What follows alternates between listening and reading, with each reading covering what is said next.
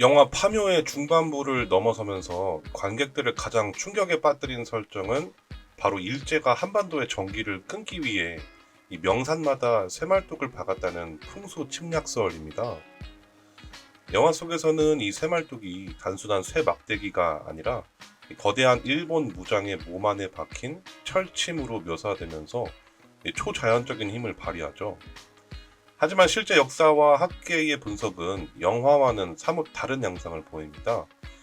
이 역사학계의 지배적인 의견에 따르면 일제가 주술적인 목적으로 전국에 쇠말뚝을 박았다는 이 공식적인 기록은 단 한 건도 존재하지 않습니다.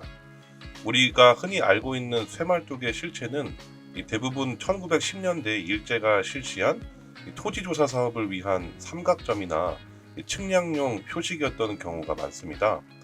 혹은 해방 이후 군사시설을 구축하거나 이 등산로에 안전 난간을 설치하는 과정에서 그 과정에서 박힌 철근들이 시간이 지나면서 일제의 혈침으로 오해받은 사례가 대다수입니다. 실제로 1995년 김영삼 정부 당시 역사 바로 세우기의 일환으로 대대적인 쇠말뚝 제거 사업이 벌어진 적이 있습니다. 이때 전국에서 수많은 쇠말뚝이 수거되었지만 이 조사 결과 주술적 용도가 입증되었던 것은 없었으며 이 대부분이 군사용 전신주 지지대나 등산로 보수용이었다는 사실이 밝혀졌습니다. 하지만 여기서 우리가 주목해야 할 점은 영화 속 상덕의 대사, 이 99%가 가짜라도 1%의 진짜가 있다면 이라는 부분입니다. 이 1%의 가능성에 해당하는 사례들이 민간에서는 여전히 카더라식의 미스터리로 전해집니다. 예를 들어 전남 해남 옥매산 정상에서 발견된 특수합금 철봉의 경우 일반적인 측량 도구와는 형태가 다르고 지역 주민들의 구체적인 목격담이 겹치면서 여전히 일제의 전기 말살용이었다는 주장이 강력하게 제기되고 있습니다. 이처럼 역사적 사실은 측량용의 무게를 두지만 대중의 정서와 민간의 소위 썰은 침략의 상징으로 이를 기억하고 있는 셈입니다. 영화에서 기수네라는 이름으로 언급되면서 만악의 근원으로 묘사되는 인물 무라야마 준지는 실제 인물인 무라야마 지준을 모티브로 하고 있습니다. 실제 무라야마 지준은 1919년부터 20년 넘게 조선 총독부의 촉탁으로 활동하며 한국의 민속과 신앙을 연구한 학자였습니다. 그는 조선의 귀신, 조선의 풍수, 조선의 무격 등 조선의 민간 신앙을 집대성한 방대한 보고서를 남겼습니다. 영화에서는 그가 조선의 명당을 찾아 쇠말뚝을 받기 위해 지리를 조사한 사악한 음향사로 그려지지만 실제 기록에 나타난 그의 모습은 조금 다릅니다. 그는 풍수지리를 근대화를 가로막는 미신으로 보았으며 조선인이 귀신 신앙에 빠져 운명론적으로 살고 있다고 비하하는 시각을 가졌습니다. 즉 실제 무라야마 지준의 목적은 주술적인 저주가 아니라 조선인의 내면 세계를 학술적으로 분석하여 일본의 식민 통치를 더 효율적으로 만들기 위한 심리적 지배에 있었습니다. 이 조선인의 정신적 뿌리를 파악해서 어떻게 개조하고 통제할지를 연구한 것이죠. 영화는 이런 역사적 사실에 음향사라는 오컬트적 상상력을 덧입혀서 지식의 이름으로 행해진 식민 침탈을 시각적인 저주로 변주해냈다고 할 수 있습니다. 영화 후반부의 빌런인 험한 것, 즉 거대한 오니는 1600년 일본의 운명을 갈랐던 이 세키가하라 전투에서 패배한 무장이라는 설정을 가지고 있습니다.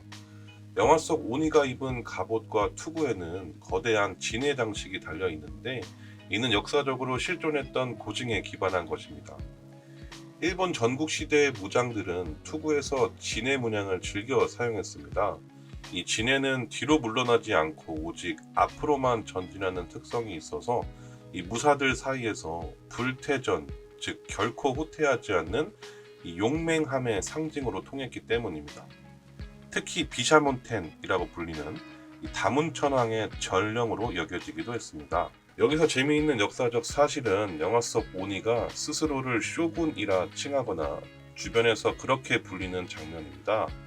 하지만 역사적으로 세키가하라 전투의 승리자는 도쿠가와 이에야스이며 그가 쇼군이 되었습니다. 영화 속 오니는 패배한 서군의 무장으로 묘사되는데 이 패배자가 쇼군이라는 칭호를 쓰는 것은 고증상으로는 오류이지만 영화적으로는 그 존재의 압도적인 위압감과 상징성을 강조하기 위한 장치로 풀이됩니다. 또한 오니의 탄생 과정에서 척추에 칼을 박아 쇠말뚝으로 만들었다는 설정은 일본 오컬트 괴담에서 자주 등장하는 도검 신앙과 정령 사상의 결합입니다. 일본에서는 사물에도 영혼이 깃든다고 믿으며 특히 수많은 사람을 벤 칼은 그 자체로 신적인 힘을 가진 영물이 될 수 있다고 믿는 전설이 존재합니다. 영화는 이런 일본의 괴이한 문화적 배경을 한반도의 비극과 연결시켰다고 볼 수 있습니다. 영화에서 가장 인상적인 대사 중 하나인 여우가 범의 허리를 끊었다는 표현은 풍수지리적 상징과 근대사적 비극을 관통합니다. 여기서 범은 한반도의 지형을 호랑이로 보는 관점을 의미하는데 과거 조선시대 기록이나 고지도에서 한반도를 호랑이 모양으로 인식했다는 뚜렷한 기록은 찾기 어렵습니다. 오히려 구한말 일본인 학자 고토 분지로가 한반도를 토끼 모양으로 비하하자 이에 맞서서 육당 최남선 등이 1908년 잡지 소년을 통해 호랑이가 대륙을 향해 포효하는 형상으로 묘사하면서 민족적 자긍심의 상징으로 굳어진 것이라는 분석이 유력합니다. 영화는 이 호랑이 한반도소를 극적으로 활용합니다. 국중 친일파 박근현의 묘가 있던 좌표는 실제 강원도 고성 향로봉 인근을 가리키는데 이곳은 백두대간의 요충지이자 현재 남북이 갈라진 38선과 맞닿아 있습니다. 즉 일제가 박은 쇠말뚝이 호랑이의 허리를 끊었고 그것이 오늘날 분단의 아픔으로 이어졌다는 장제현 감독의 인문학적 상상력이 반영된 대목이라고 생각합니다. 이는 단순한 카더라를 넘어서 우리 민족이 가진 역사적 트라우마를 풍수라는 틀로 시각화한 것이라고 볼 수 있습니다. 무당 화림이 파묘 현장에서 벌이는 대살굿 장면은 영화에서 가장 강력한 시각적 경험을 제공합니다.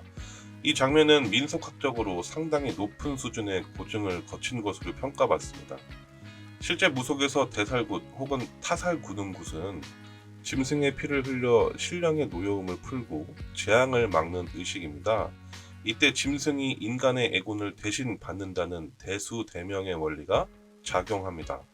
이 영화에서 무당들이 칼로 자신의 몸을 긋거나 사나운 퍼포먼스를 보이는 건 역시 신이 내린 상태에서의 초자연적인 위력을 과시하는 실제 무속의 형식을 따른 것입니다.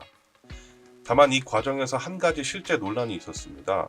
영화 촬영 시 실제 도축된 돼지 사체 5구를 사용하여 난도질을 하는 장면을 촬영했다는 사실이 밝혀지면서 이 동물권 단체의 비판을 받기도 했습니다. 제작진은 무속의 생생한 현장감을 전달하기 위해 모형이 아닌 실제 사체를 사용했다고 인정했으며 이는 영화적 리얼리티를 향한 집요한 고증의 이면이라고 할 수도 있습니다. 영화 곳곳에는 일본의 실제 괴담이나 도시전설을 연상시키는 요소들이 숨어 있습니다. 예를 들어 오니가 머물던 음습한 숲과 저주받은 땅의 분위기는 일본의 유명한 도시전설인 스기사와 마을이나 야와타노 야부시라즈 같은 금기의 장소들에 대한 전설과 맥을 같이 합니다. 이 스기사와 마을 전설은 지도에서 사라진 마을에 들어간 자는 결코 살아남지 못한다는 괴담으로 영화 속 험한 것의 묘지 주변에서 느껴지는 기이한 공포감의 모티브가 되었을 가능성이 큽니다. 또한 일본군 내의 음향사 부대가 실존하며 주술전쟁을 벌였다는 설은 오컬트 매니아들 사이에서 유명한 이야기지만 실제 역사적 기록으로 확인된 바는 없습니다. 다만 태평양 전쟁 당시 일본 군부가 국가 신도와 결탁하여 이 종교적 의식을 승리에 이용하려 했던 정황들은 역사적 사실로 남아 있습니다. 결국 영화 파묘는 99%의 역사적 상식과 1%의 미스터리한 문화들을 절묘하게 엮어낸 작품입니다. 과학적으로 증명되지 않은 쇠말뚝의 저주가 영화는 단순한 허구를 넘어서 우리 민족의 정서적 진실을 건드립니다. 역사책에는 기록되지 않았지만 우리 땅의 상처를 파내어 치유하고 싶어하는 간절한 마음이 이 거대한 오컬트 서사를 완성했다고 저는 생각합니다.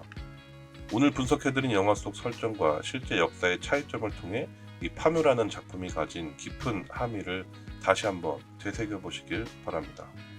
지금까지 문화예술 갤러리의 갓범스였습니다.